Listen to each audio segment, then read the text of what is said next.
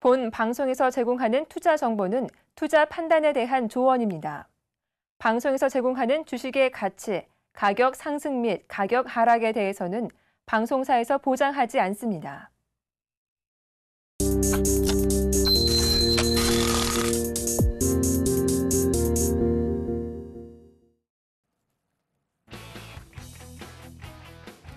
시청자 여러분 안녕하십니까. 막상막하 투맨쇼 시즌2의 예병군입니다.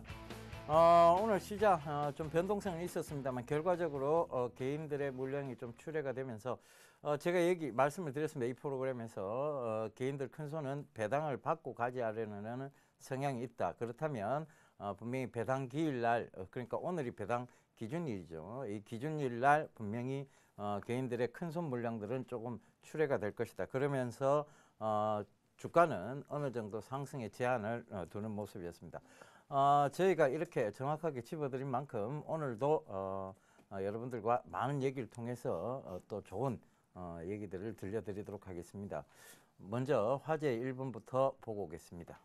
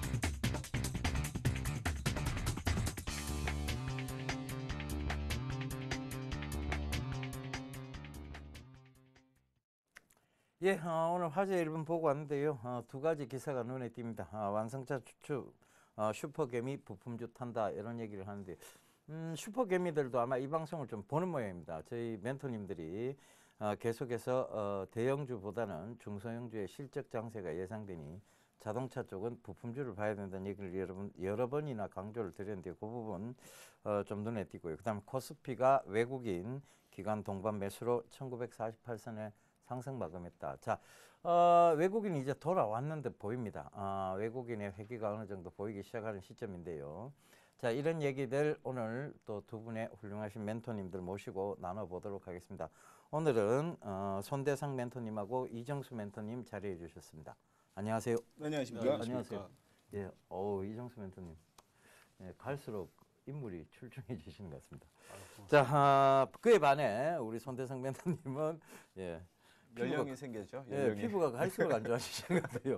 예. 요즘에 종목 고르냐고 너무 피곤해갖고요. 예, 네. 많이 피곤해 보이십니다.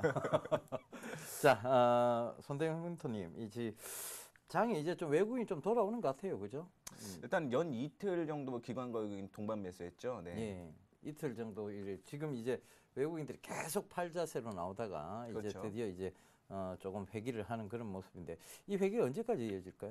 근데 회귀라고 하기에는 좀 어설프지 않나라는 생각을 하고 있어요. 왜냐하면 기존에 팔 때는 뭐 몇천억씩 팔다가 사실은 매수가 이틀 동안 들어오게 되면서 이 매수폭이 크지는 않다라고 보고 있고, 만약에 배당을 보고 들어왔다라고 한다면 사실은 오늘이 배당 기산일입니다. 즉 오늘까지 종목을 매수를 해야지만 그 배당을 좀 받을 수 있는데 이 배당이 끝났어요. 그렇다라고 한다면 배당만 보고 들어왔을 경우에 사실상은 빠져나갈 가능성이 굉장히 많죠. 월요일 같은 경우는 배당 락으로 인해서 지수 포인트 자체도 한 21포인트 조정을 좀 받는 그런 모습을 좀 보여줄 것으로 예상이 되고 있기 때문에 배당이 완전 돌아왔는지 안 돌아왔는지는 좀 확인할 길은 아직은 없다라고 좀 생각을 하고 있고요.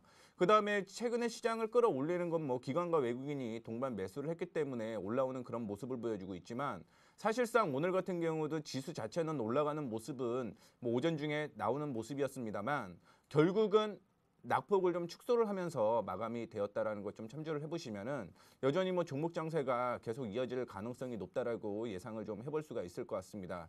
그래서 기관 쪽에서 최근에 어떤 종목을 매수를 하는지 확인을 해본 결과 지배 구조 관련주에 대한 매수가 계속적으로 좀 이어지고 있는 것으로 판단을 하고 있고요. 외국인 같은 경우는 낙폭과대주 위주로 매수가 계속적으로 좀 진행이 되는 것 같습니다. 결국 뭐 내년에 실적이 어떻게 나올지는 모르겠지만 실적이 나올 것 같은 종목 쪽으로 매수가 들어온다라고 생각을 하시면 좋을 것 같고, 개인들 같은 경우는 특성이 또 이제 대형주도 많이 매수는 하고 있지만 여전히 중국 수혜주, 중국 상장, 국내 상장 관련주로서 매수가 들어온다라는 점을 좀 확인해 보게 되면 과연 어느 쪽을 따라가는지는 확인을 좀 해보셔야 될 것 같아요. 단지 외국인이 매수가 들어온다라고 해서 개인들이 따라갈 그럴 필요는 없고요. 결국 외국인들의 매매는 단기간인 장기적으로 매매를 따라간다라고 한다면 사실은 외국인이 돌아온다라고 하더라도 지수 자체보다는 여전히 뭐 종목적으로 보는 게 낫지 않을까라는 생각 가지고 있습니다. 예, 외국인의 회기라고 볼 수 없을 만큼 매수 규모가 약하다. 그러니까 여전히 종목 장세로 보고 그 종목 장세로 대응을 좀 해보자, 이런 얘기를 좀 강조를 해주셨어요. 이정수 멘토님, 네. 지금 이제 좀 종목 장세로 본다면 여러 네. 번 뭐 강조를 해주셨는데 네. 특히 중소형주의 종목 장세다, 이런 얘기들을 좀 매번 강조를 좀 해주셨어요. 그래서 지금 박스권 하단, 즉 그러니까 어떻게 보면 저평가되어 있는 중소형주들도 굉장히 많습니다. 그렇죠. 이런 종목 네. 위주로 매수세가 좀 몰릴까요? 일단 저도 시장의 부분을 좀 앞부분을 좀 얘기를 좀 해볼게요. 자, 예. 11월에는 환율, 이제 12월에는 유가. 그런 시장의 리스크로 인해서 우리나라 시장은 그동안 열흘 동안 코스피 시장이 외국인들의 그 지긋지긋한 매도세와 함께 약세를 보였던 시장이거든요. 자, 그런데 이제 전일과 오늘에서는 이제는 순매수로 외국인들이 소폭이지만 일단 매도의 기조가 멈췄다는 것은 긍정적인 부분입니다. 그러나 역시 그 외국인들 매수세가 강세로 안 들어왔다는 부분이 계속 그 부분이 약간 걸리고요. 그래서 우리나라 시장은 계속 박스피 시장이다. 그러니까 박스권 시장이다. 이 부분은 계속적인데 이제 지금 물어보셨던 그 종목 부분을 이제 제가 드렸던 포트폴리오 종목들을 좀 얘기를 해보면요. 지금 시장에서는 이제 강한 종목들, 그러니까 너무 밑바닥에 있는 종목들보다는 이제 멜파스라든지 ICD라든지 시그네틱스라는 종목을 봤을 때 멜파스는 완전 저점에 있는 종목은 아니거든요. 저점 대비 어느 정도 올라간 폭이 있는 종목들입니다. 그런데 이제 시그네틱스라든지 ICD는 이제 움직이는 종목들이거든요. 그런 종목들은 어떻게 이제 포트폴리오 구성하시는 게 좋으냐면, 자, 강한 종목들을 두 개를, 만약에 5종목을 포트폴리오를 여러분들이 둔다고 했을 때 강한 종목들을 2개를 먼저 놓고 그다음에 순환매 예상 종목으로 순환할 것을, 그러니까 걔네들이 강할 것을 예상을 해서 약한 종목을 꾸리셔야 됩니다. 근데 개인들이 뭐를 실수를 많이 하시냐면 약한 종목들 먼저 사세요. 근데 그것보다는 이제 멜파스와 같은 이러한 종목들이 이제 조정을 받으면 그런 종목들 공략하시는 게 지금 시장에 맞지 않느냐. 왜냐하면 지금 해외 시장이 급락하는 시장은 아니거든요. 그러니까 종목들을 공략하시는 건 여러분들이 얼마든지 가능합니다. 하지만 너무 떠 있으면서 강한 종목을 고르는 것보다는 그 강한 종목들이 조정을 받을 때 지금 시장에서는 공략해 보시면 여러분들이 이 시장에서 현명한 대응이 아닌가, 그렇게 생각을 해봅니다. 예. 그 종목에 대해서 얘기 좀 해달라고 했더니 깨알 같은 본인의 종목을 또 자랑을 좀 해주셨어요. 예, 반칙하셨습니다. 예. 아, 그런가요? 반칙하셨는데, 예, 그 농담이고요. 일단 강한 종목 우선적으로 공격을 좀 해보자. 실제로 그런 것 같습니다. 최근에 제가 이제 그 가족분들한테 종목을 2개 드렸는데 하나는 좀 보고 하나는 좀 상승을 하나는 좀 떨어졌어요. 그러니까 대다수 뭐라고 이제 어디 쪽을 집중을 하시는가 하면 떨어진 종목 쪽에 그렇죠. 집중을 하세요. 예, 그 개인 투자자분들의 어떤 습성인 것 같은데 그러면서도 또 강하게 올라오기를 바라고. 그러니까 역시 강한 종목군에서 매수세가 쏠리는 건 맞거든요. 맞는데도 불구하고 떨어지는 종목 쪽으로 눈을 많이 보신다. 이런 게 좀 보이더라고요. 자, 그래서 시장에서 지금 강한 종목군으로 보이는 것이 결국은 사물 인터넷 관련주들이 좀 강하게 보이고요. 여전히 그 차이나 디스카운트 관련주들이 좀 강하게 보이고, 또 하나는 그 중국 후광성 관련해서요. 이 중국 주식들이 굉장히 최근에 강한 모습들을 보이고 있습니다. 그래서 지금이라도 이 중국 쪽에 좀 투자를 해봐야 되는 거 아닌가요? 글쎄요, 후광통에 대한 얘기가 계속 나오고 있는데 사실은 후광통에서 수익을 많이 내지는 못했다라고 저는 판단을 하고 있거든요. 예. 그리고 뭐 중국 원양자원이라든가 국내 수혜주가 이슈가 되게 되면서 그만큼 많이 올라갔어요. 그리고 조정을 받다 보니까 싸다라는 인식을 좀 가져보실 수가 있는데 어떻게 보면 이 싸다라는 부분보다는 이제부터 이슈로 인한 급등, 즉 실적이 없는 모멘텀으로 인한 급등이기 때문에 하락 추세로 전환될 가능성에 대해서 조금 더 확인을 좀 해보시는 게 좋지 않을까라는 생각 가지고 있거든요. 그렇다라고 한다면 뭐 여전히 그쪽으로 바라보는 게 아니라 그쪽으로 이제 중국 관련 수혜주를 계속 찾아보시는 게 좋지 않을까라는 생각을 가지고 있기 때문에 제가 보기에는 중국 상장주보다는 뭐 다른 수혜주를 좀 찾아보시는 게 좋을 것 같아요. 뭐 내년 같은 경우도 국내에 상장된다라고 하는 종목들이 많은데 어쨌든 디스카운트는 좀 이어질 것 같습니다. 디스카운트는 이어질 것 같고 좀 말이 많죠. 네, 사실은 말 말이 많죠. 많아갖고 좀 주식을 마음 편히 하시는 방법으로 좀 권해드린다라고 한다면 일단은 뭐 수익이 났으면 차익 실현하시고 많이 눌렸을 때 더 눌릴 가능성은 저는 있다라고 보고 있거든요. 그랬을 때 다시 한번 도전해 보시는 게 좋지 않을까라는 생각 가지고 있으니까 뭐 이거는 좀 참조해 주시면 좋을 것 같습니다. 예, 우리나라 정치도 똑바로 못 보는데 무슨 중국 정치냐 이 얘기를 돌려서 좀 완화시켜서 완곡한 표현을 해주신 것 같아요. 그래도 이제 뭐 지금 중국들이 하도 올라온다고 하니까 중국 주식들이요 눈에 가기는 갑니다. 그런데 최근에 보면 이제 그 사실 중국은 그 믿지 못하는 것 때문에 불신 때문에 이제 중국 주식을 좀 꺼려지는 게 사실이거든요. 그러니까 재무제표도 일단은 우리가 거짓 재무제표라고 하죠. 그런 것들이 그렇죠. 많고 네. 그다음에 실적도 좀 거짓으로 발표를 하는 경우가 많아요. 네. 자, 이런 그 좀 그래도 이걸 좀 현명하게 대처하려고 하면 지금 후광통에 한참 또 투자를 하고 계시는 분들이 있어요. 네. 그분들을 위해서 한마디 좀 해주셔야 될 것 같습니다. 일단 손세상 전문가가 얘기했던 것처럼 저도 동의한 부분이 있는데 그분 이제 조금 이제 동의를 못하는 부분은 이제 사실 동의 못하는 부분은 아니고 중국 시장은 제가 봤을 때는 이 추세가 굉장히 좋아져서 이미 밑바닥에서 저는 올라갈 줄 알고 있었습니다. 그리고 지금도 많이 올라갔지만 저는 쉽게 중국 시장이 죽을 것 같지는 않다라고 생각을 해요. 그러니까 상해 종합을 가지고 얘기를 하는 건데 단 우리나라에 움직인 이제 중국 원양자원이라든지 이런 종목들은 좀 조심해야 되지 않을까. 예전에도 이화군이라든지 이런 애들도 많이 올라갔다가 흔들고 나서 반등을 줬다 결국 내려갔거든요. 그러니까 지금 종목을 이제 처음 접근하신 이제 초보자분들은 중국 관련주의 다른 수혜주들을 노려보시는 게 낫지 않나. 그리고 이제 사회자분께서 말씀하셨던 것처럼 중국 기업들은 정말로 믿을 수가 없거든요. 이 기업이라든지 이런 것들이 너무 부패가 너무 심하다 보니까 그런 것들을 가지고 여러분들이 매매 투자로 삼는 것보다는 일단은 종목들이 많이 떠 있는 애들은 일단 조심하시고 우리나라 기업에서 이제 중국 쪽으로 수혜를 받을 수 있는 이제 뭐 전자제품 중에 뭐 밥통이라든지 뭐 이런 것들이 있잖아요, 그렇죠? 뭐 그런 쪽들로 해서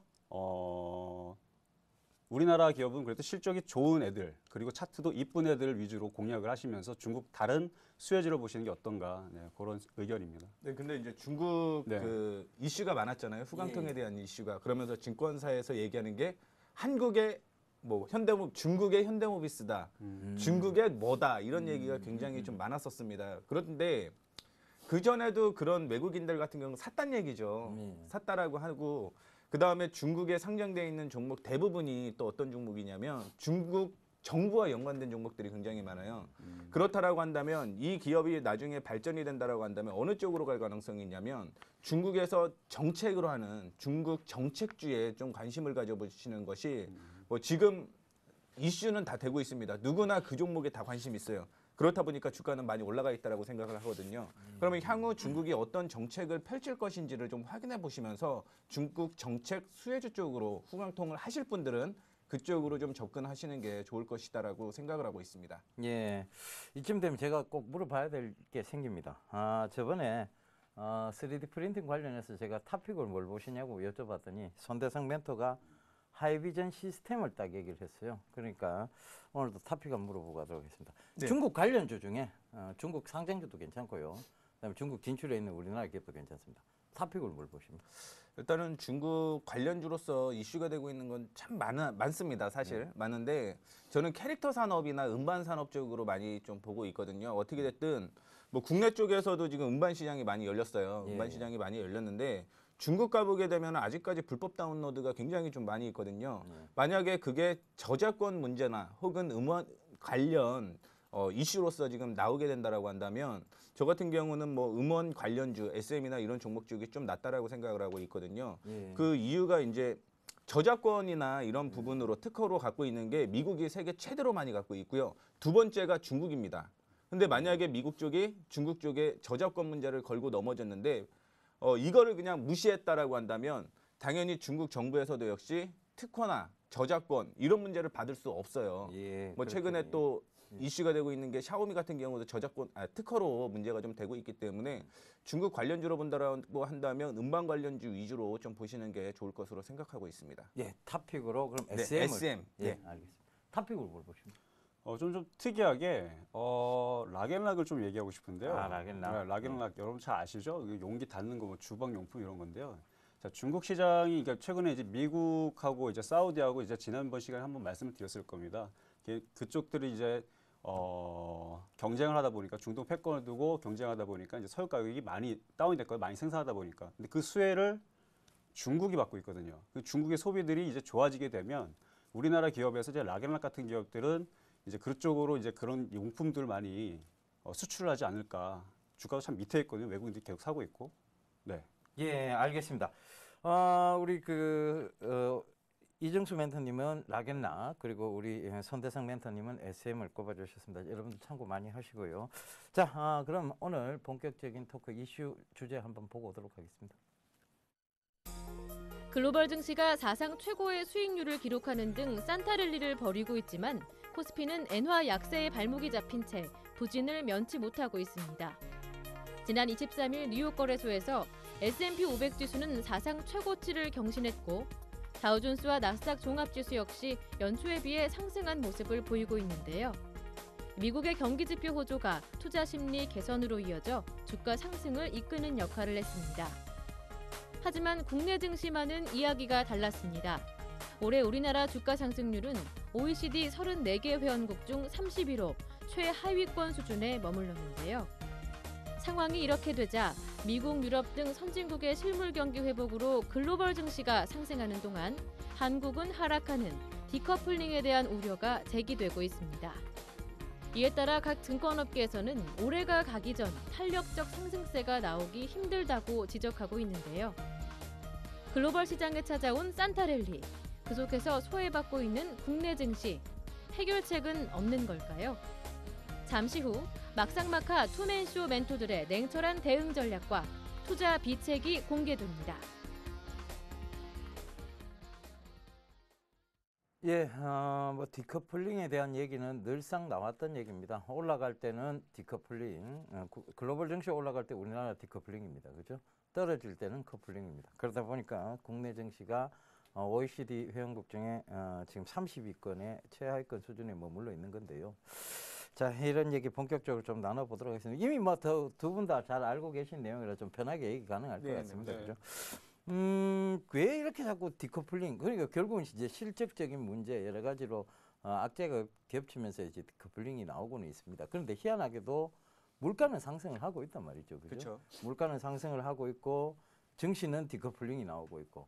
자, 이런 현상 좀처럼 나오지는 않거든요. 그 물가가 상승하면 어김없이 증시가 좀 그 뒤를 쫓아가는 수순이었는데 지금은 전혀 그렇지를 못하고 있습니다. 이런 부분들을 조금 왜 이런 현상이 나타나고 있는지 좀 짚어주시고, 자, 이건 뭐 해결책이라고 우리가 내놓을 수는 없습니다만 그래도 그렇죠. 한번 얘기는 해봐야 될 것 같아요. 예. 사실 주가가 선행지표로서 이슈가 되고 있는 거죠. 그다음에 물가 같은 경우는 이제 후행지표로 이슈가 되고 있는 건데 국내 증시가 박스권으로 이어지고 있다라는 거는 뭐 물가도 역시 그렇게 움직일 가능성이 크다라는 걸 좀 참조를 해주시면 좋을 것 같고, 결국은 뭐 우리나라가 디커플링 되는 게 아니라 큰 손들이 움직이고 있기 때문에 이게 커플링으로 사실은 많이 이루어졌다라고 저는 생각을 하고 있거든요. 우리가 만약에 돈을 만들어내는 입장이다라고 한다면, 기축통화를 갖고 있다라고 한다면 뭐 당연히 선진국과 똑같이 올라가야 되는 그런 입장인데, 사실상은 각 국의 증시는 다 다르게 움직일 수밖에 없다라는 게 기초적인 내용이다라고 생각을 하고 있습니다.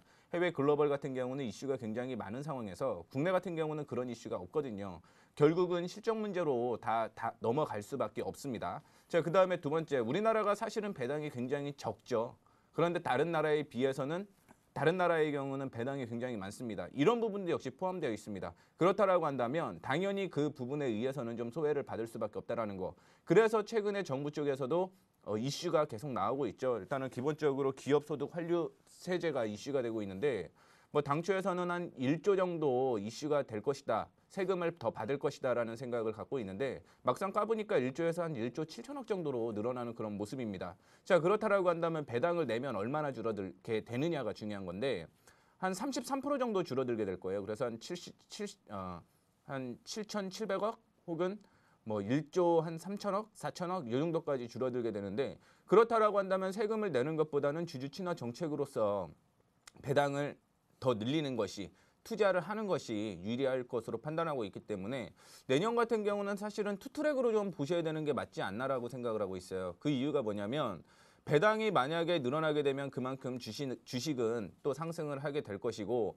만약에 배당이 올해와 똑같이 세금으로 그냥 내겠다라고 한다면 올해와 같은 또 3년 동안 박스권 장세가 이어질 수밖에 없다라는 걸 좀 참조를 해주시면 좋을 것 같고요.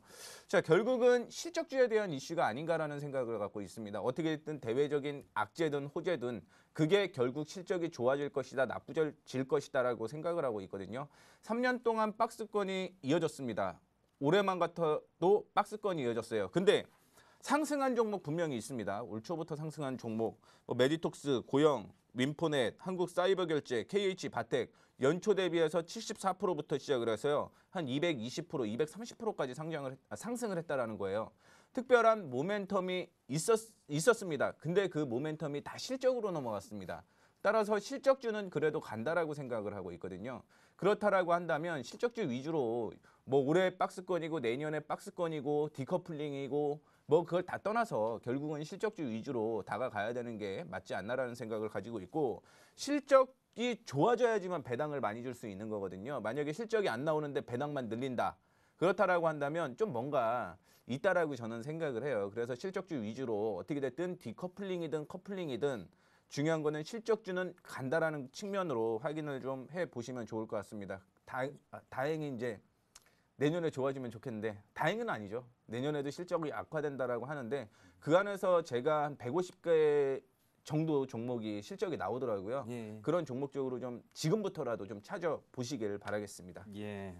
워낙 뭐 두 분 다 종목을 잘 보시는 분들이니까요. 믿을 건 실적밖에 없다. 이 얘기를 해주셨습니다. 그렇습니다.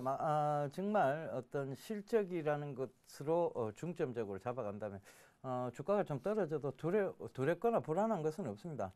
결과적으로는 실적 성장주 위주의 상승은 계속 이어질 것이다라고 얘기를 전해 주셨어요. 그리고 우리 손대상 멘토님께서 굉장히 중요한 얘기를 해 주셨어요. 이제 그 환율 전쟁을 펼치고 있는 나라들에서의 통화 기준이 되는 것들이 있거든요. 그 중에서 대한민국의 원화는 빠져 있습니다. 물론 중국의 위안화도 빠져 있죠.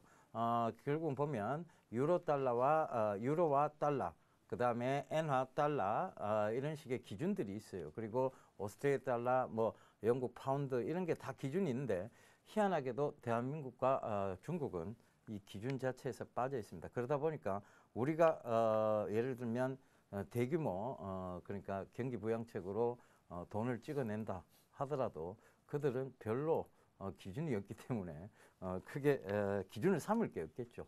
그러다 보니까 외국인들이 이제 국내 정시 들어와서 그들이 원하는 방향대로 환율도 흘러가고 그들이 원하는 방향대로 이 주가도 가기 때문에 파생 상품을 자꾸 건드리는 거예요. 그래서 단기적인 매매들, 한머니 자금들이 설친다는 얘기죠. 그래서 이런 얘기들을 아마 우리 이정수 멘토님께서 좀 해주실 것 같아요. 네. 결국은 파생이 현물을 흔드는 꼴입니다. 그죠? 그렇죠. 예.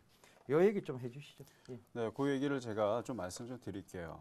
자, 파생 시장의 잔혹사를 잠깐 살펴보면요. 글로벌 금융위기 왔을 때 11월 11일 옵션 쇼크가 터지자 정부는 2012년 코스피 200 지수 옵션을 5배로 올린 바가 있습니다. 그리고 지난 6월 파생시장 발전 방안이라는 또 다른 폭탄을 투하를 시켰는데 새로 선물을 거래하려면 이제 30시간의 사전 교육과 50시간의 모의 거래를 하라는 것입니다.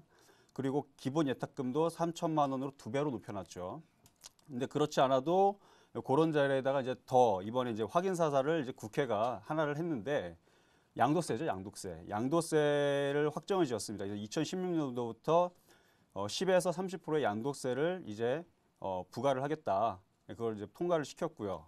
그래서 이제 업계에서는 이제 이것 때문에 이제 차익 거래를 유인이 사라져서 이제 빈사 상태인 파생 시장을 아예 괴물 상태로 만드는 거 아니냐.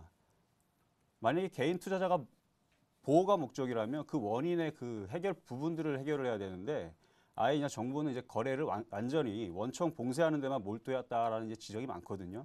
그러니까 예를 들어 이제 아이들이 이제 교통 사고를 대비를 해서 안전 규칙들을 많이 만들고 세워야 되는데 그냥 아이들을 그냥 집안에다 가두는 꼴이거든요. 이제 그런 식으로 되다 보니까 이제 무원칙 규제로 인해서 증시 전체가 침체의 원칙이 없기 때문에 규제만 계속 늘어나니 현물 시장까지 동방 추세를 하락하는 게 아니냐. 이제 그런 생각을 가지고 있고요. 실제 파생 시장 규제가 본격화된 2012년도 이후부터 3년간 코스피 지수는요. 1800에서 2100포인트에 갇혀 있습니다. 그러니까 왜 박스피가 됐느냐? 이 부분도 적지 않아 있다라는 얘기죠. 자, 그래서 파생 상품의 연계가 이제 대폭 거래가 줄어든 탓에 거래량이 모두 쪼드라들었기 때문에 이 부분은 근본적으로 어떤 큰 수술이 필요하다 저는 그렇게 생각을 합니다. 예, 네. 맞습니다. 대수술이 좀 필요한 그런 부분입니다. 실제로요, 그 외국에서는 이 파생 상품에 대해서 토빈형 텍스라고 토빈 텍스라고 하는데 이 제임스 토빈이라는 학자가 만들어내는 토빈 텍스를 부과를 합니다. 그러니까 단기성 한머니 자금들에 대해서 주가 지수를 흔들지 말라는 의미에서 이런 토빈 텍스를 부과를 하는데 이런 부분들을 국내에서는 위헌으로 또 봐요. 그러니까 이게 어떤가 하면 외국인에만 규제하는 그런 위헌이 아니냐 이렇게 하는데 실제로 그 법상 기준으로 보면 우리가 이제 예전엔 독일법이 굉장히 강했다가 지금 영미법 쪽이 강하거든요. 그런 기준으로 본다고 해도 사실상은 이 토빈 텍스에 대한 부분들은 어느 정도 좀 수긍을 하고 가야 되는데 외국인들한테는 굉장히 양심적입니다. 우리나라 그 법 쪽에서 보면 바라보면 시각에서는요. 그런데 오히려 내국인들에게 좀 불합리한 이런 규정이 아닌가 그렇게 보여집니다. 외국에서도 시행하고 있는 토빈형 텍스를 국내에서는 위헌이라고 시행을 아직 못한다. 저는 뭐 선뜻 이해는 되지 않는 부분입니다. 그런데 이런 부분들이 아마 외국인들이 지금 우리나라를 마치 현금 인출기처럼 취급하는 그런 상황이 만들어진 게 아닌가 그렇게 보여집니다. 자, 뭐 둘 다 알고 있는 이슈 내용이라서 그리고 계속 이어졌던 이슈 내용이라서 길게 가지 않도록 하겠습니다. 이만 이슈 토크는 정리하고요. 그럼 우리 멘토님들 수익률 확인해 보고 가도록 하겠습니다.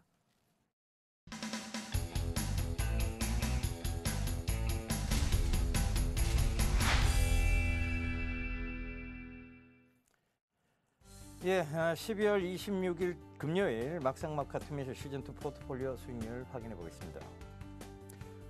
먼저 오늘 출연하신 손대상 멘토님의 포트폴리오입니다. 포트에는 NC소프트 한 종목이 있고요. 오늘장 1.1% 하락 마감하면서 현재 약손실 구간에 있습니다. 보유 의견 주셨고요. 자, 이정수 멘토님 포트폴리오입니다. RCD가 오늘장 6.61%까지 상승한 좋은 흐름이었습니다. 현재 포트에는 0.8%의 수익을 기록하고 있고요. 전 종목 보유 의견 주셨습니다. 자, 이번엔 포트폴리오 수익률 베스트입니다. 조민규 멘토의 리노스가 11.4%로 다시 2위를 탈환했고 3위는 정재영 멘토의 SM이 한 단계 밀렸네요. 8.6% 수익률. 그 다음에 4위는 조민규 멘토의 네패스가 7%를 기록하고 있습니다. 5위는 신기현 멘토의 GS 리테일이 새로운 순위권에 등극하는 모습입니다. 자, 그렇다면 막상막하 투매쇼 시즌2 오늘의 수익률 베스트 1위 조민규 멘토입니다. 유닛 테스트인데요. 16.69%로 수익률 1위를 기록하고 있습니다. 유닛 테스트 참 강합니다. 그죠? 이번에 누적 수익률 베스트입니다. 조민규 멘토가 역시 34.2%로 누적 수익률 1위. 오늘 출연하신 이정수 멘토가 바짝 그 뒤를 쫓고 있습니다. 19.1%로 2위를 차지하고 있고요. 장대진 멘토가 5.4%의 누적 수익률로 새롭게 순위권에 등극했습니다. 자, 이번에 명예의 전당인데요. 예, 유닛 테스트 지금도 16% 수익이 나는데 이미 그 전에 100% 수익을 확정하면서 명예의 전당에 홀로 우뚝 서 계십니다. 자, 이제 또 오늘 얘기 나눠보면서 다음 주를 기대해 봐야 될 것 같습니다.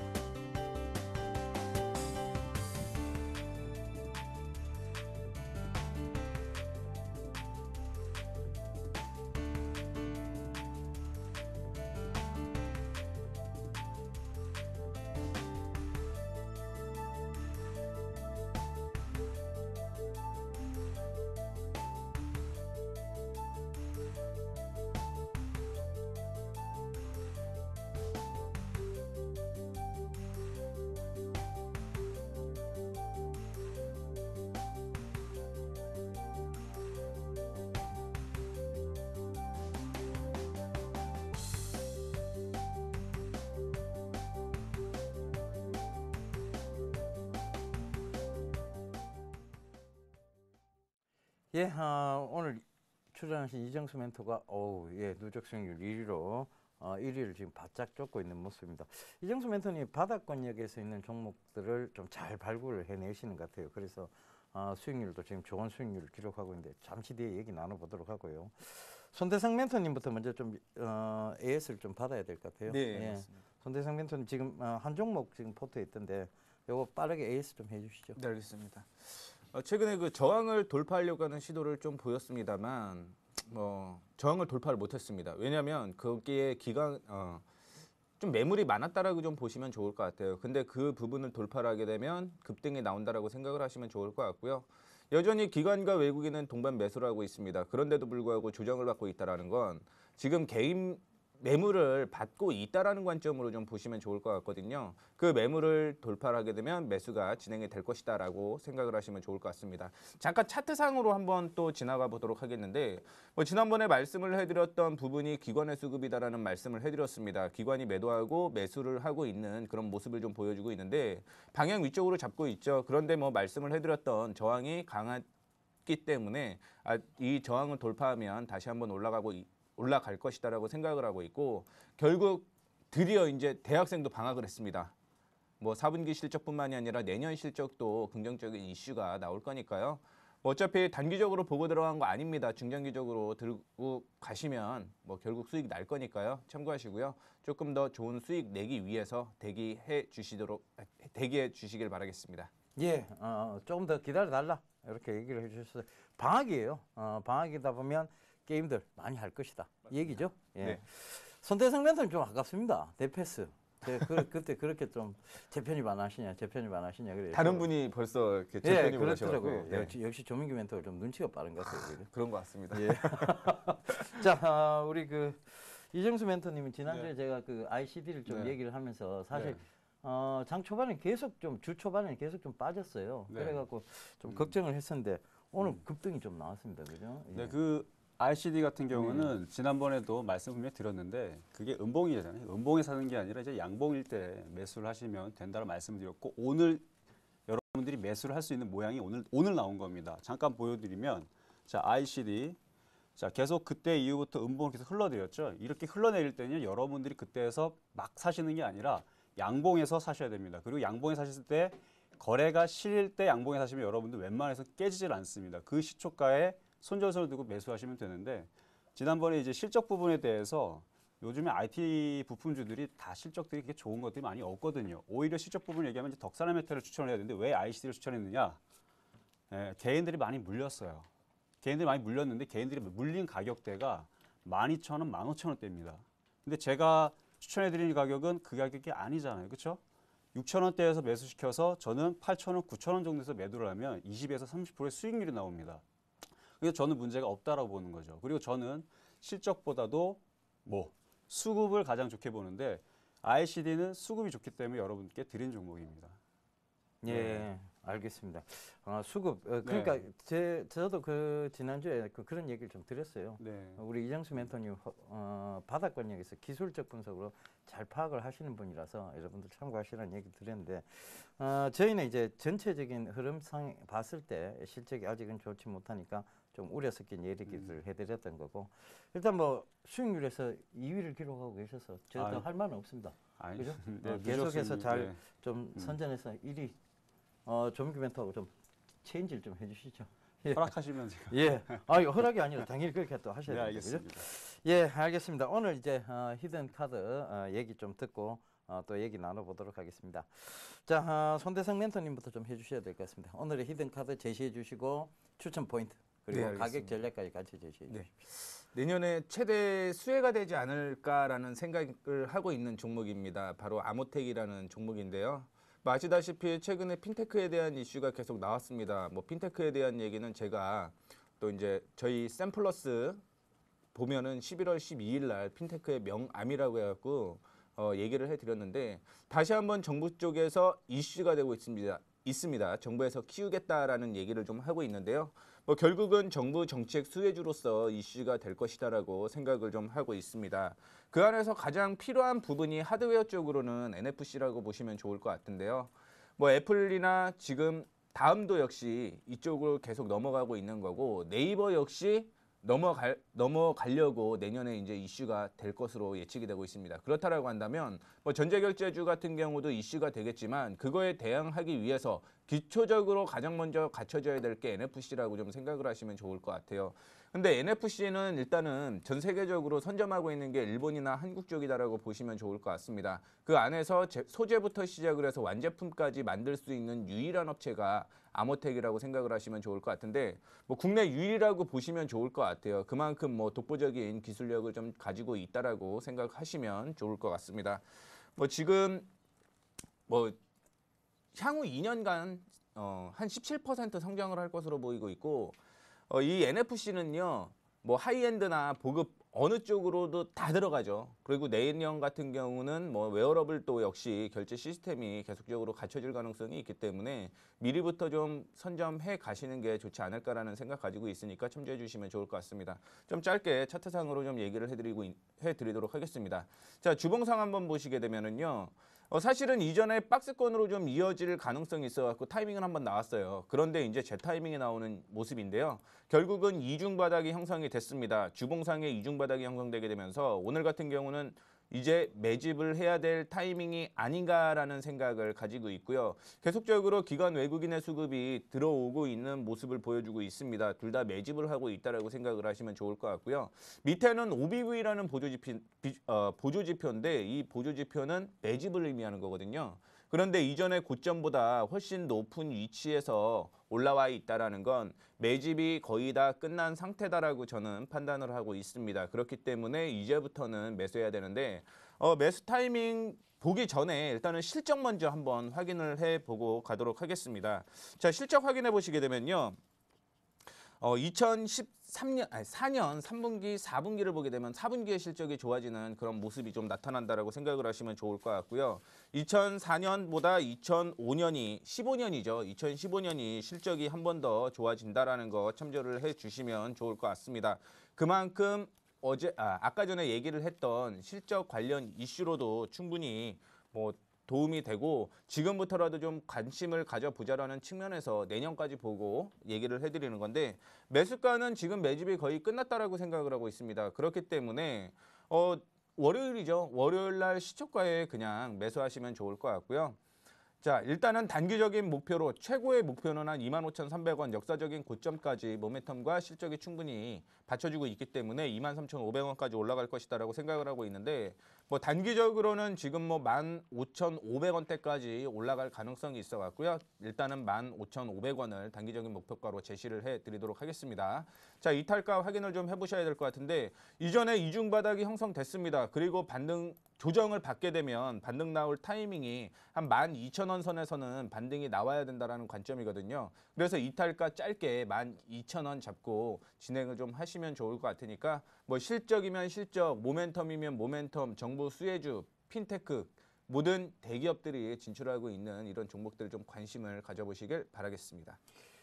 예, 유일한 NFC 안테나 전공정 내재화 기업이다. 이걸 투자 포인트로 좀 잡아주신 것 같아요. 근데 NFC 안테나 하면 또 파트론도 NFC 안테나 쪽을 하고 있지 않습니까? 그렇죠. 근데 소재부터 완제품까지 만들 수 소재부터 있는 거는 뭐 완제품까지. 많지 않더라고. 예. 국내 유일이라고 전 세계 유일이라고 보시면 좋을 것 같아요. 그 네. 유일이라 하는 단어가 참 마음에 듭니다. 네, 핀테크 산업이 간다라고 보시는 거죠? 네 간다라고 보고 있는 거죠. 그럼 핀테크 산업이 간다는 얘기는 결과적으로 금융주의 하락을 의미하기도 하는데요. 그쵸. 금융주를 하락한다고 보시는 것이죠? 금융주는 배당이 일단은 이슈겠죠. 배당에 예. 대한 폭이 얼마나 좀 늘어나냐 생각을 좀 하시면 좋을 것 같고 예. 사실은 핀테크도 이슈는 이슈죠. 근데 그 외에도 이슈가 되는 게 되게 많아요. 뭐 사물인터넷 같은 경우도 일단은 뭐 NFC가 들어가야 되고 지금 같은 경우는 뭐 자동차, 가전제품, 스마트폰, 웨어러블 다 어디에나 다 쓰일 수 있는 곳이다라고 보고 있고 요즘에 자동차 쪽으로도 NFC가 계속적으로 좀 이슈가 되고 있기 때문에 뭐 어느 쪽에서 매출이 나오더라도 뭐 갈 수밖에 없는 종목이 아닌가 그렇게 생각하고 있습니다. 알겠습니다. 근데 이게 두리뭉실한 것보다는 두리뭉실이라고 얘기해요. 두루뭉술이라고 얘기를 하는데 네. 그것보다는 명확한 얘기들을 시청자님들께서 좀 원하시는 것 같아요. 자, 네. 지금이라도 금융주 버리고 이 핀테크 산업 쪽에 길을 기울여야 된다. 여기 그렇죠. 맞으신 거죠? 그렇죠. 예, 알겠습니다. 자, 얘기 좀 정리를 했고요. 이제 이정수 멘토님 수익률 2위라서 좀 더욱더 기대가 됩니다. 자, 이정수 멘토님의 히든카드 제시해 주시고 그리고 투자 포인트 네, 그리고 알겠습니다. 가격 전략까지 같이 좀 얘기해 주시죠. 네, 알겠습니다. 자, 이번에 히든카드로 가져온 종목은요. BH입니다. BH는 일전에 제가 여기 처음 나올 때 한번 얘기를 했었던 종목인데 이제 시즌이 마무리가 돼서 이제 아마 사신 분들이 있으실 거예요. 아마 그때 사신 분들은 한 14에서 15% 수익률이 아마 나왔을 것이고요. 근데 지금 또 가져 나온 이유는 그만큼 좋기 때문에 가져 나온 겁니다. 일단 PCB 업종으로 들어가는 종목이고요.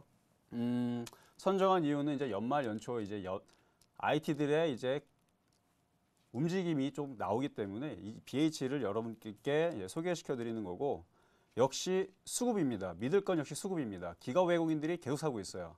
계속 사고 있고 누적으로 보더라도 3개월 보든 6개월을 보든 1개월을 보든 계속 사고 있고 그만큼 좋은 거기 때문에 기관이든 외국인들도 계속 사겠죠. 자, 그리고 저번에도 한번 말씀드렸지만 자사주 회사에서 계속 삽니다. 왜 살까요? 좋으니까 사겠죠. 그래서 BH를 사는데 자, 아까 전에 이제 ICD하고 비교를 잠깐만 해드리면요. ICD 같은 종목은 보시면 밑바닥이 있습니다. 시그네틱스도 밑바닥이 있어요. 근데 제가 아까 투자 전략을 말씀드릴 때 뭐라 그랬죠? 지금 시장은 박스권 시장에서 너무 약한 것만 보지 마시고 얘네들은 이제 강할 것을 예상을 해서 들어가는 쪽이고 여러분들 이런 멜파스라든지 그리고 오늘 얘기해드린 이 BH 이런 종목을 보면 분명히 떠 있거든요. 떠 있는데 이런 거를 조정을 받을 때 여러분들이 이걸 사셔야 됩니다. 그래서 매수 가격은 7,160원. 예, 요거를 말씀을 드리고요. 목표 가격은 이제 9,000원. 그리고 손절 가격을 좀 깊게 드렸어요. 좀 깊게 드렸는데 6,530원인데 아마 손절세 하면 10% 정도 될 겁니다. 네, 그렇게 여러분들이 거기를 맞춰서 사시면 이런 종목은 좋지 않을까. 예. 네, 이상입니다. 알겠습니다. 매수가 7,160원, 목표가 9,000원, 손절가 6,530원에 BH를 들고 나오셨어요. 자, BH도 결국은 보면 스마트폰 부품주라고 볼 수 있습니다. 네. 그죠? 두 분 다 오늘 희한하게도 스마트폰 부품주 위주로 들고 오셨어요. 그런데 네. 요거를 조금 설명을 드려보자면 결국은 삼성전자에서 지금 보급형 스마트폰, 그러니까 저가형 스마트폰 10만 원대라고 하죠. 요 지금 타이젠 기반을 타이젠 그 OS를 기반으로 하는 이런 제품들이 나왔어요. 그러다 보니까 이 보급형 스마트폰을 기준으로 이제 뭔가 삼성의 사업들을 차근차근 벌려 나갈 것이다. 여기에 이제 시장의 해석이거든요. 그렇죠. 그런 의미에서 두 분 다 오늘 스마트폰 부품주를 들고 나오신 것 같아요. 제 말이 맞습니까? 이것도 포함이 당연히 되겠죠. 그것도 당연히 포함되고. 네. 근데 저는 정부 수혜주로서 정부 수혜주로서. 그러면 두 분은 서로 또 질문하실 내용은 없으세요? 제가 그 BH 저도 되게 관심이 가는 종목이에요. 예. 관심이 가는 종목인데 뭐 이거는 좀 단기적으로만 봐야 되지 않나. 그 이유는 뭐냐면 실적을 좀 확인을 해봤는데 단기 수익이 2분기에 일단은 28억 정도. 그다음에 3분기에 한 25억 정도, 그다음에 4분기에 한 17억 정도로 떨어질 걸로 예상을 하고 있거든요. 그렇다라고 한다면 단기보다는 중장기로 끌고 가는 것이 좋고 결국 4분기 실적은 올해보다는 내년에 나올 가능성이 있는데 이런 부분이 조금 의심스러운 거죠. 네. 예, 실적이 좀 의심스럽다. 여기 주시는데 답변 네, 좀. 실적 부분은 이제 IT 부품들이 다 실적이 안 좋아서 밑에 있는 거거든요, 종목들이. 만약에 이 IT 부품들이 실적이 좋았다면 지금 밑에 있겠습니까, 여러분들? 분명 IT 부품들이 실적이 나쁘니까 내려온 거 실적이 좋았다면 벌써 저 고점에 벌써 저점 대비 200%, 300% 올라가 있겠죠. 그러니까 앞으로 좋아질 것을 예상을 해서 드린 거고요. 그리고 저는 이제 수급 부분, 아까 그 부분 건너뛰겠습니다. 중요하다 말씀드렸기 때문에. 그리고 포함. 재무 비율을 보면요, 이제 부채 비율하고 유보 비율이 있는데 부채 비율이 굉장히 작아요. 그리고 유보 비율도 1000%대로 있고, 그러니까 망할 회사는 아니라는 얘기죠. 그러니까 일단 망할 회사가 아니면 실적 부분은 앞으로 좋아지지 않을까. 그래서 BH를 가지고 나온 것입니다. 네, 실적이 턴 어라운드 할 것이라는 관점이다. 이 얘기를 하신 거죠. 네, 맞습니다. 네, 알겠습니다. 두 분 다 그럼 참 네. 한번 공격하셨으니까 네. 한번 또 얘기를 한번 뭐 네, 아모텍 하실까요? 봤는데 예. 종목은 굉장히 좋아요. 근데 문제는 이제 아까 고점에 있었거든요. 아모텍 같은 종목이 고점에 있는데 왜 밑에서 사지 않고 위에서 또 다시 저거를 추천을 할까? 그런 네. 문점이 들었다. 네. 자, 여기를 좀 답변해 주셔야 될 것 같아요. 네, 일단은 2개 정도의 이슈가 됐죠. 일단은 밑에서 매수를 하셨으면 정말 좋은데 매수를 못 하시고 이제 관심이 있으신 분, 정부 수혜주가 이슈가 12월 달에 나왔습니다. 그러다 보니까 지금부터 이제 또 가고 실적이 3분기, 4분기 받쳐준다라고 생각을 하시면 좋을 것 같고요.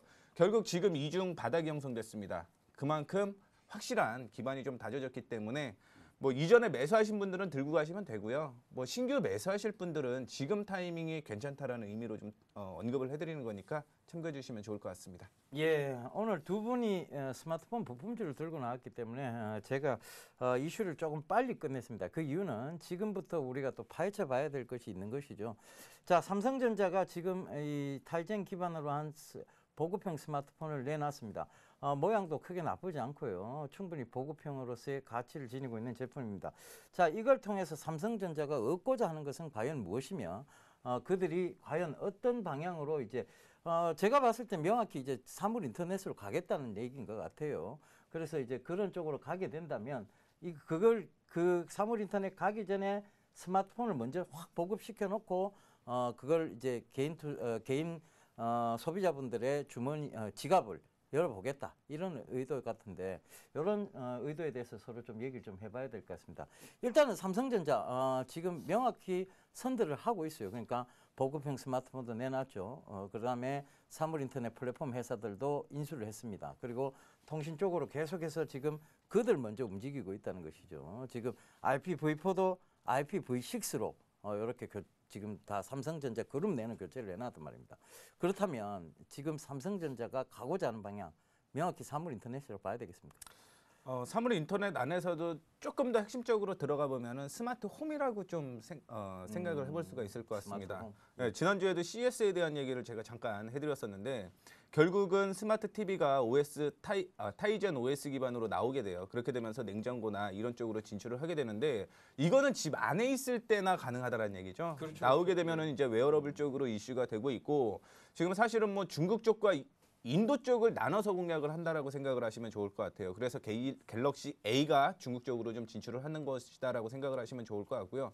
인도 쪽에서는 지금 샤오미가 발목을 잡혔습니다. 특허에 대한 얘기 때문에 발목이 잡혔는데 샤오미가 만약에 보급형으로 퍼져 나가지 못하고 이번에 소송에서 질 경우 유사한 소송이 계속 이어질 가능성이 있거든요. 그렇죠. 그렇다라고 보면은 지금 스마트 갤럭시 F가 쪽 인도 쪽으로 갈 것으로 저는 알고 있는데 만약에 그쪽으로 또 먼저 퍼지게 되면 1위 중국이 인구 제일 많죠. 두 번째 인도입니다. 인도 쪽으로 먼저 또 선점할 수 있는 그런 기반을 또 가질 수 있는 게 아닌가라는 생각 때문에 결국 스마트 홈으로 가기 위해서 사물 인터넷은 뭐 스마트폰 이후에나 가능할 것이고 일단은 스마트 홈 쪽으로 먼저 진출할 것이다라고 생각을 하고 있습니다. 예, 맞습니다. 그 스마트 홈을 먼저 이루고 그다음 사물 인터넷을 하나씩 입혀 나갈 것이다. 이 얘기인 것 같아요.